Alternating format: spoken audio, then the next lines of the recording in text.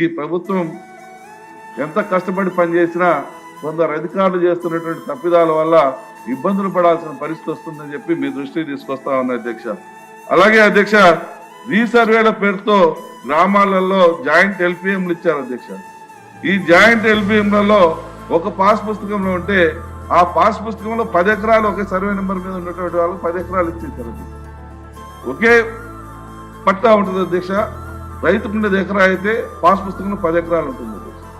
దీన్ని సరిచేయమని ఇటీవల మీరు మన మంత్రి గారు జేసీ గారికి, ఆర్డీఓ గారికి, ఎంఆర్ఓ గారికి వీళ్ళందరికీ కూడా కొన్ని అధికారాలు బదలాయించారు అధ్యక్ష. కానీ మా మార్కాపురం జిల్లాలో ఇంతవరకు ఇది ఉత్పన్నం కాదు అధ్యక్ష. ఇంతవరకు దీన్ని స్టార్ట్ చేయలేదు. ఇమీడియట్ గా దీన్ని పరిష్కరిస్తే మా ప్రాంతంలో రెవెన్యూ సమస్యలు తీరుతాయని చెప్పి సందర్భంగా మీ దృష్టికి తీసుకున్నట్టు సెలవిస్తున్నాను. నేను యాజ్ స్పీకర్ గా మీకు డైరెక్షన్ ఇస్తాం అనుకుంటున్నాను. ఈ సమస్య పరిష్కారం సోదరులు జాయింట్ ఎల్పిఎం కూడా చెప్పారు అధ్యక్ష. దానికి కూడా మేము ఉచితంగా జాయింట్ ఎల్పిఎం చేసుకునే విధానం కూడా ఇచ్చాం అధ్యక్ష. గ్రామ సభలు పెడతా ఉన్నాం అధ్యక్ష.